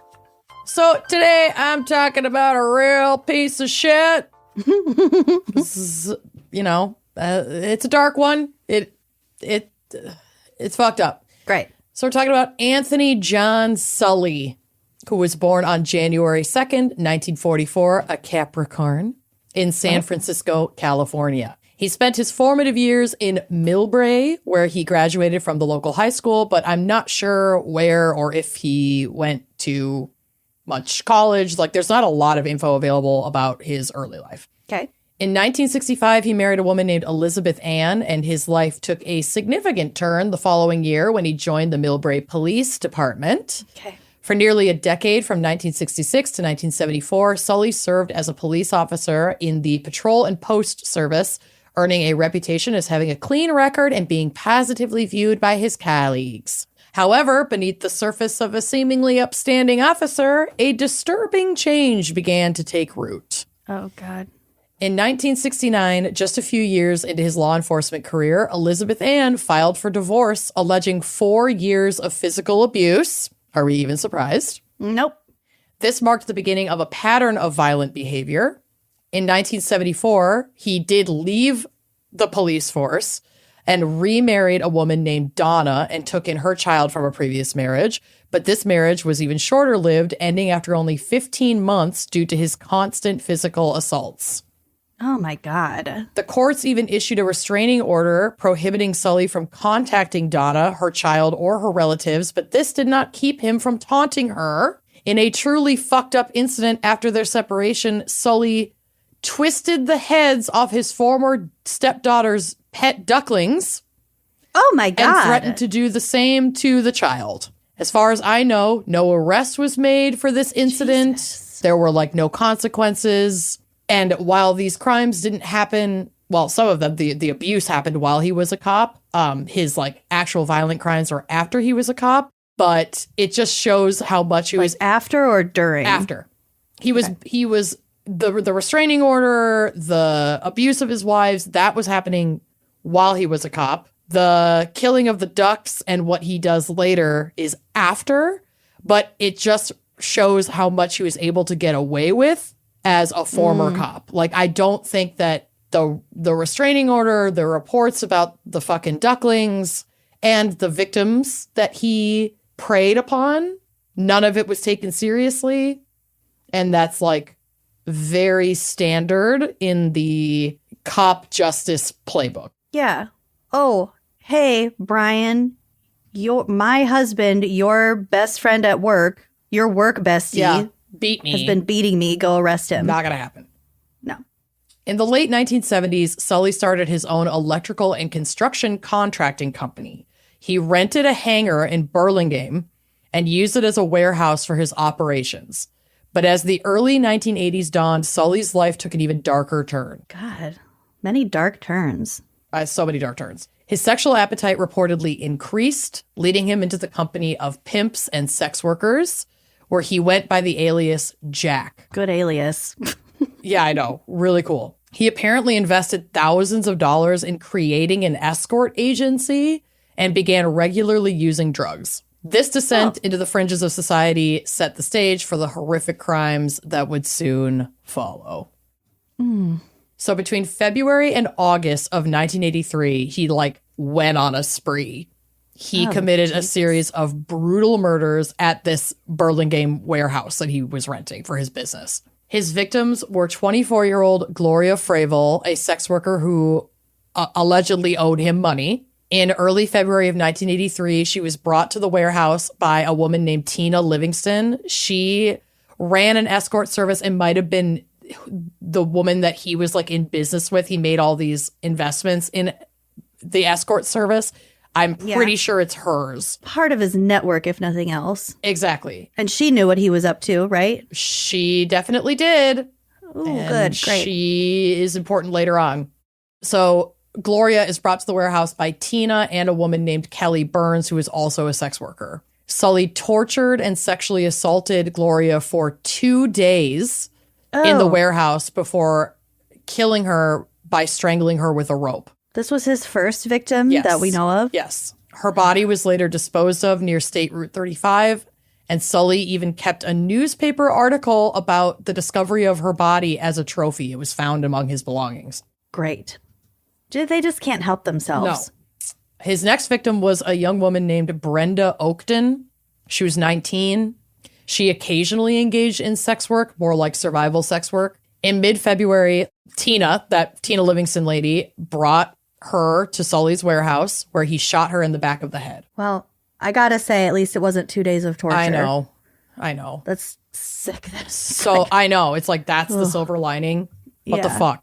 Then a victim named Michael Thomas, who was 24, and he was allegedly a pimp, as well as his common-law wife, a woman named Phyllis Melendez, who was 20 years old. She was also a sex worker. In April of 1983, Sully invited them to his hangar, probably because they did business with him, if they're connected with Tina or, he's in this world now. Yeah. So they go to the hangar and he shot both of them in the back of the head. Then he killed his ex-girlfriend, Barbara Searcy, 22 years old. In August of 1983, he lured her to the hangar with an offer of financial assistance. I think she had fallen on hard times. And they had been together for a while. They weren't together at the time, but I'm not sure if he reached out to her or she reached out to him. Either way, he was yeah, come meet me at my work. I can give you some money. And he shot her in the back of the head. Because he knew she was desperate. Yes. Her body was later dumped near the Pulgas Water Temple. I'm not sure if that's a reservoir or what that is. Water Temple. And then Catherine Barrett, who was 24 years old, she was a drug dealer. And at the end of August 1983, she was invited to his hangar to sell him cocaine with the help of a man named Michael Anthony Francis, who was a friend that Sully often used drugs with. Sully stabbed her multiple times and struck her with a sledgehammer. Her body was found in South San Francisco. So he goes on this spree and kills all of these people in rapid succession. A wide variety of methods and means too. Yeah. And men and women and torture and not. And there was sexual assault of, I think, almost all of the female victims before their death. So it was definitely sex and murder. Violence. Yeah.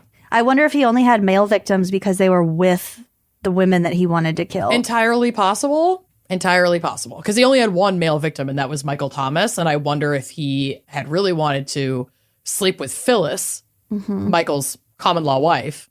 Yeah. But Michael was with her. Now, we don't know these details because he maintained his innocence, and so he didn't give up shit in court. Great. They had enough forensic evidence to very much conclude that he fucking did it. But, that's another travesty of this whole thing, is that, these people's families will never really know exactly why or what the fuck this guy was thinking, because he didn't testify and, entered his plea of not guilty and sat on death row without ever confessing or giving anything. That's awful. So to dispose of some of these bodies, he put the corpses of Brenda Oakton, the 19-year-old, Michael Thomas, and Michael's wife, Phyllis, in 55-gallon metal drums, poured concrete into the barrels over the bodies, and then dumped them in Golden Gate Park. Just the park? I guess. So they just looked like big lumps of cement. Yeah. People didn't know there was bodies in them? The cement was inside of the drums. So I think he might have buried them, but not very well, because basically no investigation was taking place into these people that were missing at this time. And then the investigation really only began when the drums, the barrels, were discovered by people in the park who were like, this looks fucking weird, and called it in. And then they, I'm assuming investigators came and removed the barrels and opened them and were like, what the fuck? Okay. So they did find the bodies in the barrels at some point. Yes. Why wouldn't you just dump them in the bay? I think, again, it's like shit we'll never really know because he didn't testify, but it's just part of like some sick fantasy. Yeah. Maybe he thought that this would be a way to get rid of evidence, or some sort of like Dahmer-esque experimentation with some of these bodies. And I'm not sure where the other bodies had been stashed. I think he disposed of them in different places around San Francisco. But those are the only ones that were in the drums.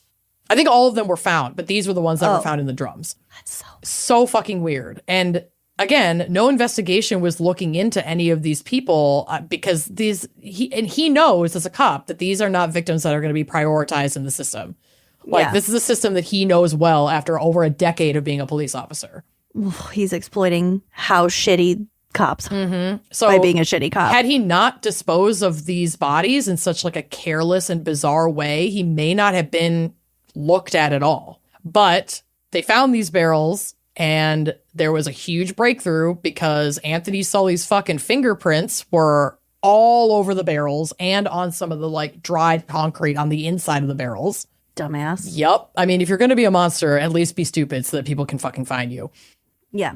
On August 25th, 1983, the authorities apprehended Anthony Sully. They searched his car, the hangar, and his house, and they found a treasure trove of incriminating evidence. Yes. The barrels... Get him, boys. I know, right? The barrels used for the Golden Gate Park victims were traced back as stolen from a different hangar that was near his warehouse hangar. Oh, so he was lazy, too. Yep. Plastic bags in his car matched those that were used to wrap Michael Thomas's body. A white cotton rope found in his car matched the rope tying Barbara Searcy's limbs. Oh, my God. A pack of Benson and Hedges cigarettes in the hangar had a batch number matching cigarette butts found on Catherine Barrett's body. Oh, Jesus. He left traceable evidence on everybody that he killed. Thank God. Yeah. So, following Sully's arrest, a crucial figure steps forward. I think she knew that her goose was fucking cooked.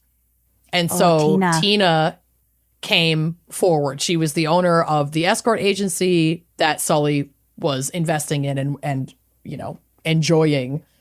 Mm-hmm. She contacted law enforcement and confessed her complicity in the murders, which, don't be complicit in murder. And I'm glad that she did. I'm glad that she came forward. Sorry, I want to make that very clear. I'm not glad that she was complicit in murders. I'm glad that she came forward and confessed. Her detailed testimony provided a chilling inside look at Sully's crimes and the roles of his accomplices. Livingston's cooperation led to the arrest of Kelly Burns and Michael Francis, who Sully had offered Okay, so Kelly Burns was the sex worker that worked with Tina and would bring some of these victims to the hangar. Michael Francis was the friend who he did drugs with, who helped him kill one of his victims. Let me just triple check. Maybe his ex-girlfriend. I was wondering why this random man would help him so much. No, Catherine Barrett. He helped him kill Catherine Barrett, their drug dealer. Was he beholden to Jack at any? I don't think so. That relationship is a little confusing, but if they used drugs together and this was their drug dealer, I think it would have been pretty easy to manipulate Michael and create this narrative that so-and-so is fucking us over. We have to take care of her and find someone new to buy coke from, essentially. Yeah. So I think, I'm not giving Michael a pass, but I think he also got a little wrapped up in shit that He's already living a pretty vulnerable lifestyle, it sounds like. And I don't think it would have been that hard for Sully to rope him into. Same with Kelly Burns. Like, Kelly Burns is a sex worker. She's working for Tina. You know, this guy is definitely dealing with, working with, and taking advantage of a very vulnerable population. And so was Tina. Mm-hmm. So again, everybody is responsible in their own way. I'm not giving anybody a pass here in terms of their complicity and their assistance in these crimes. And the circumstances are extenuating because of just the nature of the behavior and what people are getting up to in this situation. Yeah. So Kelly Burns is arrested for her complicity with Tina, and Michael is also arrested, but Sully had allegedly offered Michael $10,000 in exchange for just taking the fall for all of the crimes that he was accused of. And Michael was like, no, and then testified against Sully in court. Wasn't Sully the one that had evidence fucking everywhere? Yes. What good would that have done? Girl, don't ask me. I don't know what the fuck this guy was thinking. So in October of 1983, Anthony Sully was formally charged with 6 counts of murder, to which he entered a plea of not guilty. God. The trial of Anthony Sully began, and the evidence against him was overwhelming, like we said. On June 3rd, 1986, after hearing extensive testimony and reviewing the physical evidence, the jury found Sully guilty on all 6 counts of first-degree murder. 12 days later, he was sentenced to death. And even after the verdict, Sully maintained his innocence, delivering a 40-minute speech claiming he was not a monster. 40 minutes? 40 minutes. Get down. Right? Sit down. Sit Boo. Boo. Normalize booing in court, but also don't. Maybe that would be bad. But fuck that. Normalize booing in court. Fuck. 40. Why are we giving this man 40 fucking minutes? The, Oscars song starts Yes, playing. get the hook. The hook. Get out of here. God. I'm not well, you are being a monster by holding us fucking captive in this courtroom. This is his last bit of chaos unleashed upon the world. Ugh, torture. Tina Livingston accepted a plea deal testifying against Sully and receiving a 3-year sentence for negligent homicide, but was released with time served. So her testimony must have been very compelling for them to essentially give her a slap on the wrist for bringing women to him to kill, to rape and murder. Yeah. I have feelings about that. I certainly do. I don't, it doesn't really sit right with me because I would have to believe that a lot of these women worked with Tina and maybe trusted her. Yeah. And she led them into the belly of the beast, And she knew who to look for. She knew to look for. Mm-hmm. I mean, I'm assuming either the ones that trusted her or were desperate enough to go with her for the promise of whatever it was. Mm-hmm. Yeah. Michael Francis did catch a life sentence with his conviction as an accomplice in the murder of Catherine Barrett, their drug dealer. He got a life sentence with the possibility of parole after 25 years. I am not sure if he was released. I did not check that. That's bad me on my part. Kelly Burns, the young sex worker who had kind of helped Tina bring a victim, also received a 25 to life sentence for her involvement in the murders of Michael Thomas, Phyllis Melendez, and Brenda Oakton. So she had been complicit. But then again, I'm like, okay, so why is she getting this huge sentence and Tina is getting a slap on the wrist? It doesn't seem fair. No. Tina should also be getting 25 years. Yeah.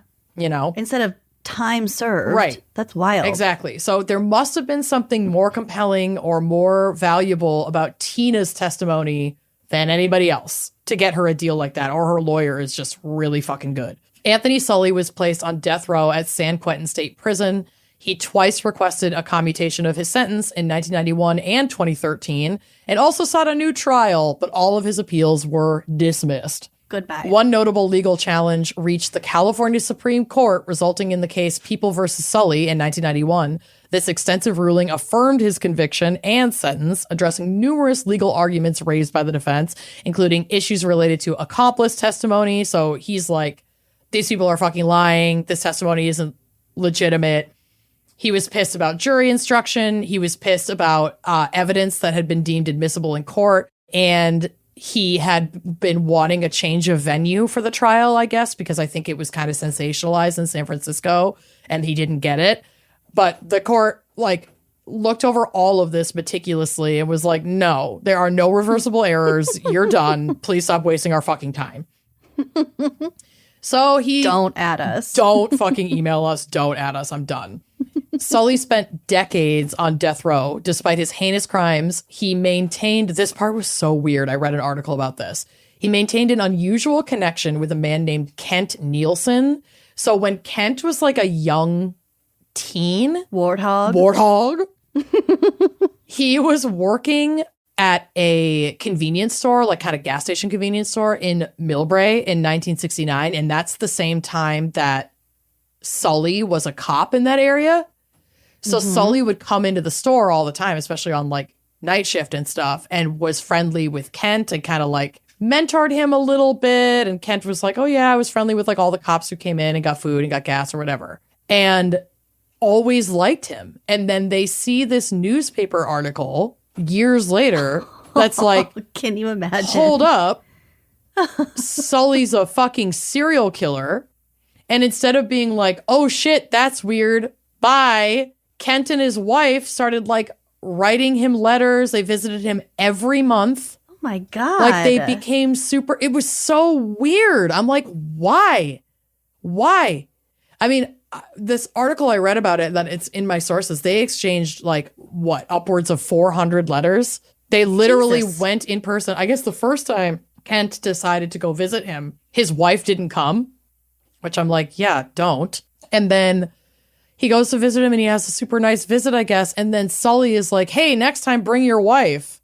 Ew. No, you are a serial killer and rapist. So Kent did. And then they went every month. Oh, what the fuck? So weird, right? It's hard for me to not be judgmental in this scenario. Like, why? Why? What are you getting out of this? Was there any indication in any of your sources that he was somehow actually innocent of this? No, there's no way. So there's no way he didn't do it. It's not like the justice for Samantha Herror situation. Like, no, he did it. Like there's pushback. But yeah, Kent and his wife regularly visited Sully for over 20 years and exchanged hundreds of letters. And despite their long-standing connection and Kent's certainty that Sully would have confided in him, so it's like he knows that he did it, but he never asked him why he committed the crimes and never broached the subject with him. They what just a didn't. Waste of time. They just didn't talk about it.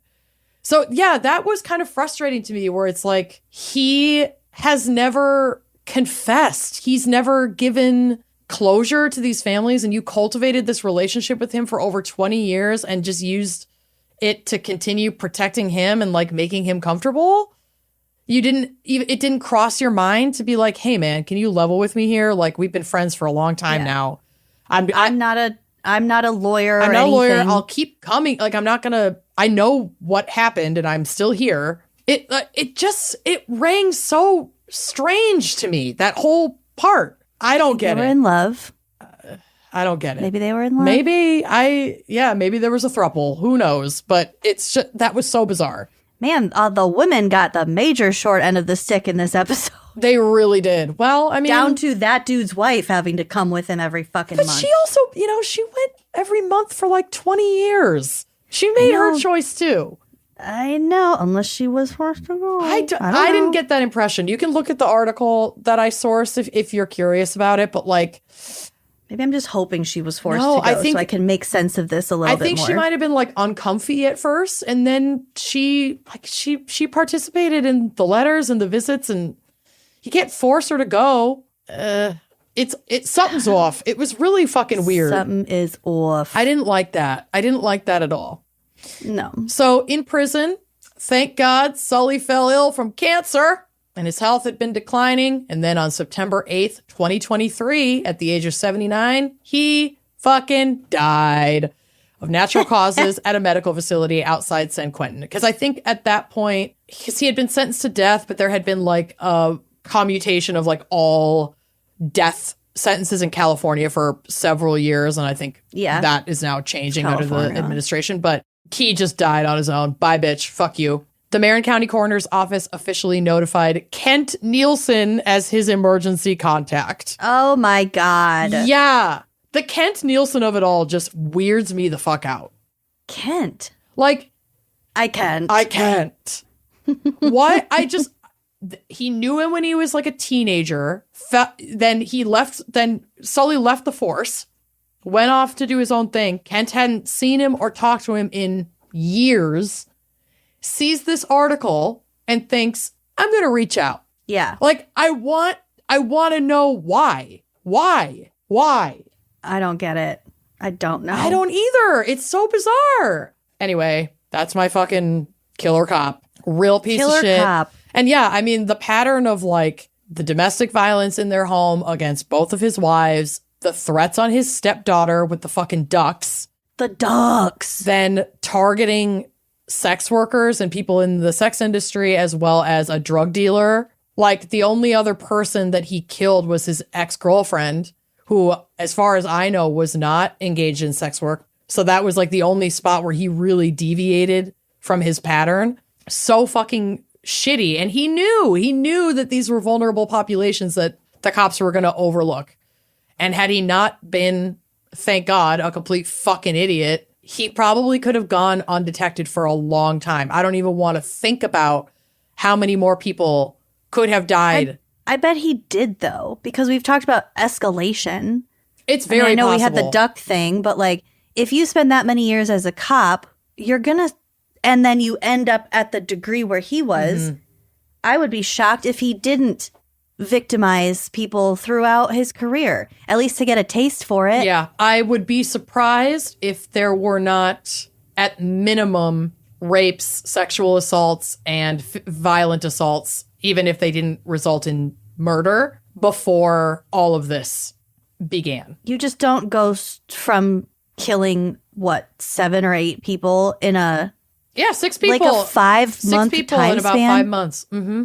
Raping and murdering and torturing and strangling and killing with a sledgehammer. Mm-hmm. Like, that doesn't come out of nowhere. Shooting people. And it doesn't come out of killing some ducklings either. Mm-mm. No, I mean, the duckling thing, that's indicative of shit's been going on.